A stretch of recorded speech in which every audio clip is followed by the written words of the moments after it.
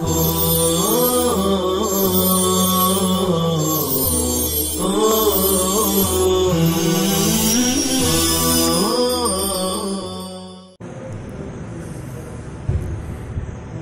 اللہ الرحمن الرحیم۔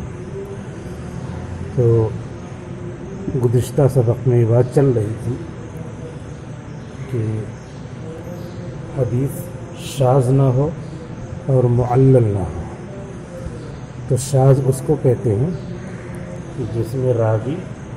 اپنے سے زیادہ اوثق اور ارجح راوی کی مخالفت میں حدیث نقل کرے تو اس کی نقل کردہ حدیث کو شاذ کہیں گے۔ اب آگے ہے، پھر فرمایا تھا وسوف یاتی تفسیر الکلام علی الشاذ قریبا ان شاء اللہ تعالی۔ شاذ پر اور بھی تفصیل ہے جو قریب میں آ جائے گی، کیونکہ یہاں ایک ایک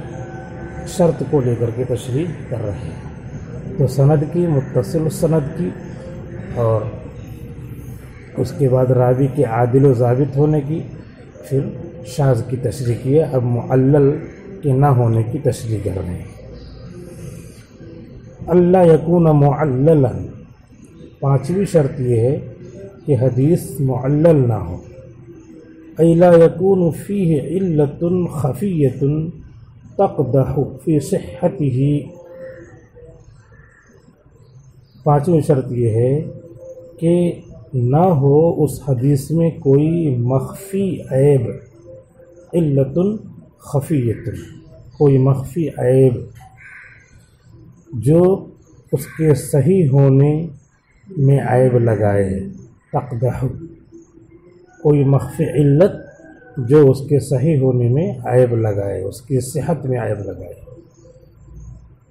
وسوف یاتی ایضا الکلام علی المعلل تفصیلا، ان قریب آئے گا نیز اس پر بھی کلام، اس پر بھی گفتگو آئے گی، معلل پر، تفصیلاً، تفصیلی طور پر، اس پر بھی تفصیلی طور پہ، کیونکہ وہاں سب مثالیں دینی ہیں اور اس کو سمجھانا ہے، تو وہاں پر گفتگو کہہ رہے ہیں بعد میں آئے گی، پہلے ہر جز کو ہم واضح کر دیں۔ چنانچہ ایسی حدیث جس میں کوئی مخفی علت ہو، یعنی دوسروں سے مخفی ہو، اور وہ جو راوی گفتگو کر رہے ہیں وہ بتا رہے ہیں، مخفی کا مطلب ان سے بھی مخفی ہے، پھر اس پر واضح ہو۔ علت ہر آدمی پتہ نہ لگا پائے، جو آدمی فن میں ہے اور مستقل پڑھا رہا ہے اسی کو پتہ رہے گا کہ یہ چیز مخفی ہے، دوسرے کی نظروں سے پوشیدہ رہے گی۔ اب جیسے حضرت مولانا زکریا صاحب رحمۃ اللہ علیہ، انہوں نے باقاعدہ موطا کی شرح لکھی ہے عربی میں، ان کو سمجھتے ہیں کہ اردو میں فضائل اعمال لکھا، بس اتنے ان کو آتا تھا، تو موطا کی شرح لکھی ہے انہوں نے، وہ جو ہے بیروت سے چھپی ہے 30 جلدوں میں، تو اتنا اب عربی میں ہے وہ۔ اوجز المسالک، تو اوجز المسالک لکھا ہے، اور اس کو لوگ بہت پڑھتے ہیں، مالکیہ کے لوگ، اتنے مسئلے اس میں ہیں اتنا مالکیہ کی کتابوں میں نہیں ملتے ہیں، اتنا انہوں نے دوسرے کے مسلک کی وضاحت فرما دی ہے۔ تو اب یہ کیا ہے، اب یہ جو انہوں نے اس میں لکھ دیا ہے، تو اب وہ جو کہیں گے وہ کیا ہے، مطلع رہیں گے علت خفیہ پر۔ دوسرے لوگ جو صرف جو ہے جماعت میں جاتے ہیں، اردو سے کتابوں کا مطالعہ کرتے ہیں، ان کو کیا پتہ رہے گا، ان کو تو صرف اتنا ہے کہ فضائل اعمال انہوں نے اردو میں لکھی ہے، وہ تو اپنے استاد کے حکم پر انہوں نے 40 حدیثیں جمع کیا تھا، چھوٹا چھوٹا رسالہ لکھا تھا، بعد میں اللہ نے ان کے حسن نیت کی برکت سے اس کو کتاب بنوا دیا،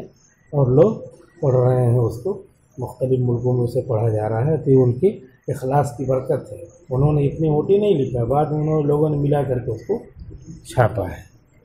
چھاپ دیا ہے۔ تو یہ ایسے لوگ، یہ تو اپنے زمانے کے ہیں، باقی ایسے بے شمار لوگ ہیں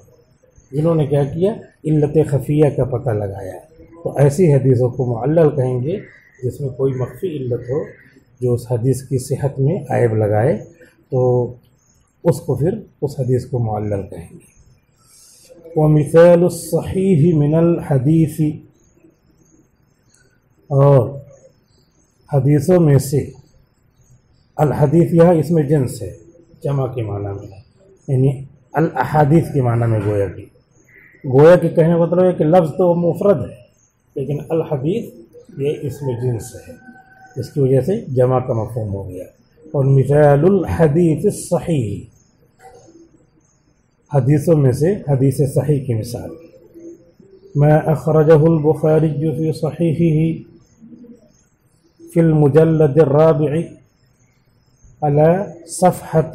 18، چوتھی جلد صفحہ 18 پر امام بخاری رحمۃ اللہ علیہ نے اپنی صحیح بخاری میں یہ حدیث لکھی ہے، فی کتاب الجہاد والسیر، کتاب الجہاد میں باب ما یعوذ من الجبن، اس چیز کے بیان میں کہ جس میں بزدلی سے پناہ مانگ رہے ہیں، ما یعوذ پڑھیں گے پناہ مانگی جاتی ہے، جسے پناہ مانگی جا رہی ہے بزدلی سے۔ قال حدثنا مسدد، قال حدثنا، یہاں قال پھر سے یہ بیان کرتے ہیں تو قال پھر سے پوشیدہ رہتا ہے۔ قال حدثنا مسدد قال حدثنا معتمر قال سمعت ابی، کہتے ہیں کہ ہم سے بیان کیا، کون کہتے ہیں؟ امام بخاری کہتے ہیں کہ ہم سے بیان کیا ہمارے استاد مسدد نے، اور مسدد کہتے ہیں کہ ہم سے بیان کیا ہمارے استاد معتمر نے۔ معتمر کہتے ہیں کہ میں نے سنا اپنے والد سے، قال، وہ کہتے تھے سمعت انس بن مالک، انس مفعول ہے تو ابن مالک بھی مفعول بھی بنے گا، میں نے سنا حضرت انس بن مالک رضی اللہ عنہ سے، قال، کہتے ہیں کان النبی صلی اللہ علیہ وسلم یقول، حضور صلی اللہ علیہ وسلم فرمایا کرتے تھے، اللہم انی اعوذ بک من العجز والکسل والجبن والحرم واعوذ بک من فتنة المحیا والممات واعوذ بک من عذاب القبر۔ یہ حدیث شریف ہے جو دعا کی شکل میں اکثر لوگوں کو یاد ہوتی ہے۔ یہی حدیث صحیح ہے اور اس میں 5 شرطیں بتائیں گے نکال کر کے۔ اللہم انی اعوذ بک، اے اللہ میں تیری حفاظت میں آتا ہوں، میں تجھ سے پناہ مانگتا ہوں، تیری پناہ مانگتا ہوں، یہ ترجمہ ہی بدل دیں تاکہ شبہ ہی ختم ہو جائے کہ اللہ سے پناہ مانگ رہے ہیں، شیطان سے پناہ مانگی جاتی ہے۔ تو پناہ کا مطلب ہے حفاظت، ہم اللہ سے پناہ مانگتے ہیں تو اللہ اپنی پناہ دے دے شیطان مردود سے کہ وہ نہ آنے پائے۔ لیکن اردو میں ترجمہ کرنے سے کبھی کبھی یہ شبہ ہونے لگتا ہے کہ شیطان سے پناہ مانگی جاتی ہے کہ اللہ سے پناہ مانگی جاتی ہے، تو پناہ کا مفہوم گڑبڑ کر دینے کی وجہ سے ایسا ہوتا ہے، لہذا وہ لفظ ہی بدل دیں تاکہ شبہ ہی نہ آنے پائے۔ اللہ کی حفاظت میں آتے ہیں۔ اللہم انی اعوذ بک، اے اللہ بے شک میں تیری حفاظت میں آتا ہوں، بک تیری حفاظت میں آتا ہوں، من العجز کمزوری سے، والکسل اور سستی سے، والجبن بزدلی سے، والحرم اور سخت بڑھاپے سے، وَأَعُوذُ بِكَ اور میں تیری حفاظت میں آتا ہوں، من فتنة المحیا والممات زندگی اور موت کی آزمائشوں سے۔ آزمائشوں ترجمہ کریں گے تو فتنتن کو اس میں جنس مانیں گے، اور اس میں جنس ہے ہی کیونکہ بے شمار فتنے ہیں، اور اگر اس میں جنس کی تعویل نہیں آتی ہے کسی کو تو اس کو واحد کا ترجمہ کرنا پڑے گا، یعنی جو ترجمہ کرے اس کی دلیل ہونی چاہیے کہ کیوں کیا، فتنۃ واحد ہے تو جمع کیوں کیا، تو جمع کا جواب دیں گے، اور نہیں تو پھر جب نہیں آتا ہے تو فتنۃ واحد ہی ترجمہ کرنا پڑے گا۔ من فتنۃ المحیا والممات زندگی اور موت کے فتنے سے۔ محیا حی یحیا حیاتن و محیا، مصدر میمی ہے، مات یموت موتن و مماتن مصدر میمی ہے۔ وَأَعُوذُ بِكَ، اور میں تیری حفاظت میں آتا ہوں، من عذاب القبر، قبر کے عذاب سے۔ تو یہ دعا ہے، اور یہ دعا بخاری شریف میں موجود ہے، حدیث شریف ہے، یہ حدیث صحیح ہے۔ اب حدیث صحیح کیسی ہے خود بتا رہے، کیسے ہے اس طرح بتا رہے ہیں۔ فقد استوفى هذا الحديث شروط الصحة، تو یقیناً یہ حدیث صحت کی ساری شرطوں کو شامل ہے۔ استوفى ای حوا ای اشتمل، فقد استوفى هذا الحديث شروط الصحة، تو یہ حدیث صحت کی ساری شرطوں کو اپنے اندر لیے ہوئی ہے۔ وہی، اور وہ یہ ہے، اور وہ شرطیں یہ ہیں۔ الاول اسنادہ الی النبی صلی اللہ علیہ وسلم، اس کا سند پہنچانا، اسنادہ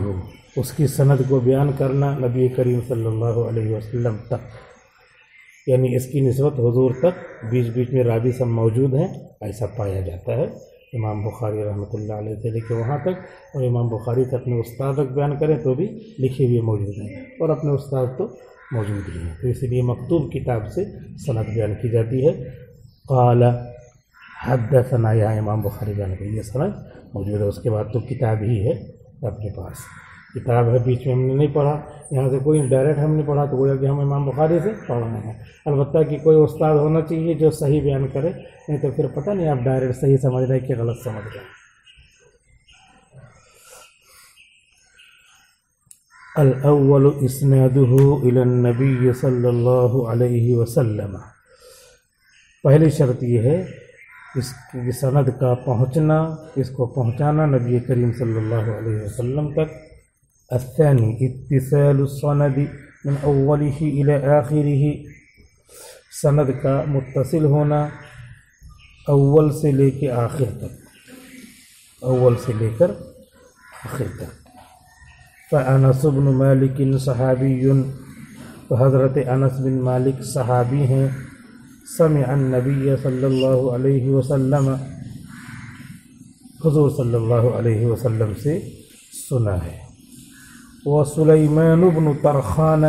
والد المعتمر، اور سلیمان ابن طرخان حضرت معتمر محدث کے والد ہیں۔ قد صرح بالسماع، سین پہ زبر ہے، لوگ یہ سماع پڑھتے ہیں، جو اغلاط العلماء ہے، اغلاط العوام میں ایک رہتی ہے، ایک اغلاط العلماء، اس کو توجہ زیادہ نہیں دیتے یا پتہ نہیں کیوں پڑھتے ہیں، کہیں بھی لغت میں نہیں ہے سماع۔ قد صرح بالسماع من انس، انہوں نے صراحت کیا ہے سماع کی حضرت انس سے۔ ومثلہ المعتمر قد صرح بالسماع من ابیہ، اسی طریقے سے حضرت معتمر ہیں، انہوں نے بھی صراحت کیا ہے سماع کی، سننے کی اپنے والد سے، اپنے والد سلیمان بن طرخان۔ وکذالک شیخ البخاری، اسی طریقے سے امام بخاری رحمۃ اللہ علیہ کے استاد، شیخ کا ترجمہ یہاں استاد ہیں۔ قد صرح بالسماع من معتمر، انہوں نے بھی صراحت کیا ہے سننے کی حضرت معتمر سے۔ والبخاری رحمہ اللہ قد صرح بسماع هذا الحدیث من شیخہ، اور امام بخاری نے صراحت کیا ہے اس حدیث کے سننے کی اپنے استاد سے۔ اس دوسری شرط کو 4 سطر کی اس عبارت میں واضح کیا کہ کیسے اتصال ہے، بتا رہے ہو میں نے ان سے پڑھا ہے، انہوں نے مجھ کو بتایا، میں نے سنا ہے یہ حدیث، تو ہر ایک دوسرے کے بارے میں، دوسرے سے سننے کے بارے میں بتلا رہا ہے کہ میں نے ان سے سنا ہے، تو اتصال بتانا ہے، اتصال ہو گئے۔ الثالث توفیر العدالة والضبط من رؤاة السند من لدن صحابیہ انس بن مالک رضی اللہ عنہ الى مخرجہ الامام البخاری رحمہ اللہ۔ اور تیسری شرط عدالت اور ضبط کا توفیر پایا جانا ہے، عدالت اور ضبط کا فراہم کرنا ہے، توفیر نہیں ہے، توفر العدالت والضبط، عدالت اور ضبط کا پایا جانا ہے سند کے راویوں میں اس حدیث کے صحابی کے پاس سے۔ عند اور لدن آپ نے پڑھا ہوگا، یہاں پہ لدن کا استعمال کیا ہے، یہ صاحب زبان ہیں، انہوں نے کیا کیا، لدن استعمال کیا، نہیں تو عام طور پہ لوگ عند استعمال کر کے چلے جاتے ہیں۔ من لدن صحابی ہی، اس کے صحابی کے پاس سے، انس بن مالک، اسی سے بدل ہے یہ، انس بن مالک رضی اللہ عنہ سے لے کر کے اس حدیث کو نکالنے والے تک، اس حدیث کو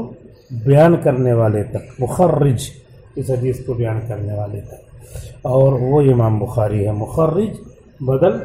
مبدل منہ، اور الامام البخاری کی بدل ہے اس سے،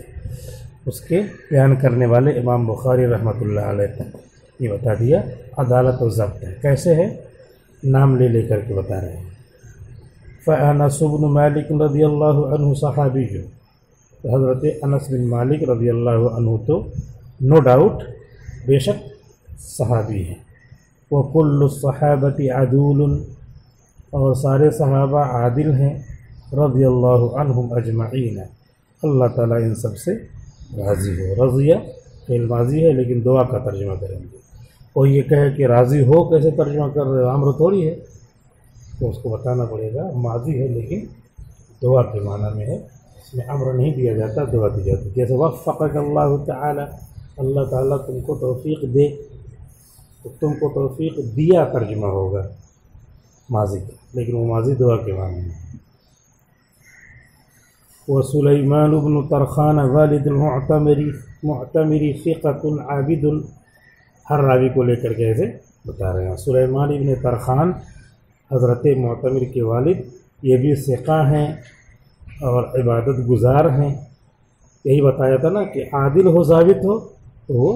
بتانے جا رہے ہیں کہ عادل و ضابط یہ ہیں، ثقہ ہیں جس میں دونوں باتیں ہیں، عدالت اور ضبط، اور عبادت گزار ہیں۔ عدالت میں تقوی اور مروت ہونا چاہیے، تو تقوی اور مروت پائی جائے، دونوں صفتیں۔ وابنہ والمعتمر ثقۃ، اور ان کے فرزند معتمر یہ بھی ثقہ ہیں۔ ومسدد ابن مسرحد ثقۃ حافظ، اور مسدد ابن مسرحد یہ بھی کیا ہیں، ثقہ ہیں، حافظ ہیں۔ والبخاری صاحب الصحیح محمد بن اسماعیل البخاری جبل الحفظ، اور امام بخاری جو صحیح بخاری کے مصنف ہیں، جن کا نام محمد بن اسماعیل بخاری ہے، یہ تو حفظ کے پہاڑ ہیں، یہ حفظ کے پہاڑ ہیں، ان کا محدثین نے امتحان لیا تھا، امتحان لیا کہ کیسے، آپ دیکھتے ہیں بہت مشہور ہیں، تو 10 لوگ بیٹھے اور بیٹھ کر کے انہوں نے ان کے سامنے حدیث پڑھی، ایک حدیث پڑھی سند کے ساتھ، اس کے بعد کہا کہ آپ یہ حدیث جانتے ہیں، کہ اللہ اعلیٰ نہیں جانتے، پھر دوسری پڑھی، تیسری پڑھی، 10 پڑھی، 10 کے بارے میں کہا اللہ اعلیٰ نہیں جانتے، پھر دوسرے نے 10 حدیثیں پڑھی سند کے ساتھ، اللہ عالم، پھر پڑھی نہ اللہ عالم، یعنی 10 تو اللہ عالم کہتے رہے، 10 لوگوں نے اس طرح 10 حدیثیں پڑھی، اور ہر ایک کے جواب میں امام بخاری نے کہا لا عالم لا عالم لا عالم، تیسرے چوتھے پانچویں چھٹے، یعنی 10 دہیم 100 حدیثیں پڑھی، امام بخاری نے کہا کہ میں نہیں جانتا، تو لوگ پورا مجمع تھا، لوگوں نے کہا یہ کیسے مشہور آدمی ہے، مشہور محدث ہے، یہ بھی حدیث کو نہیں جانتے، تو اس کے بعد امام بخاری نے کہا کہ سنو، آپ نے جو 10 حدیثوں میں سے پہلی حدیث پڑھی تو اس طریقے سے پڑھی تھی، اس میں یہ غلطی کی تھی، صحیح یہ ہے، دوسری حدیث آپ نے پڑھی تھی فلاں جگہ غلطی تھی، یہ راوی نہیں یہ راوی ہے، اور صحیح یہ ہے، 10 کی غلطی کو پہلے سنایا، پھر اس کی تصحیح کیا، پھر دوسرے راوی کے 10 حدیثوں کی غلطی کو سنایا، پھر اس کی تصحیح کیا، پھر تیسرے کی طرف آئے، چوتھے کی طرف آئے، پانچویں کی طرف آئے، 10 کی 100 حدیثوں کی غلط حدیثوں کو پہلے پڑھ کر کے، یعنی غلط سندوں کو جو انہوں نے ملا کر کے پڑھ دیا تھا اس کو بتایا، اور اس کے بتانے کے بعد پھر صحیح پڑھ کر کے سنایا، تو پورے علاقے میں شور ہو گیا کہ واقعی یہ کیا ہے، جبل العلم ہے، اور قوت حافظہ اور ثقہ اور ضبط کا کامل درجے کا ہے۔ اسی لیے یہ لفظ استعمال کیا ہے جبل الحفظ۔ امام بخاری رحمۃ اللہ علیہ تو حفظ کے پہاڑ ہیں ہی، ان کی اس بات میں دو رائے نہیں ہے، اور امیر المؤمنین فی الحدیث ہیں۔ وکذالک، اسی طریقے سے یہ حدیث شاذ نہیں ہے۔ چوتھی شرط، ولا ہوا معلل، اور معلل بھی نہیں ہے۔ فاستوفیٰ، تو یہ حدیث صحت کی 5 شرطوں کو جامع ہے، اسی وجہ سے امام بخاری رحمۃ اللہ علیہ نے اپنے صحیح میں اس کو ذکر فرمایا ہے۔ تو اس طریقے سے کام کیا، حدیث بتا دیا، حدیث کی 5 شرطوں کو اس میں بتا دیا، تو یہ حدیث صحیح ہے۔ اللہ تعالیٰ آپ سب کو، ہم کو اس سے استفادے کی توفیق دے۔ السلام علیکم ورحمۃ اللہ وبرکاتہ۔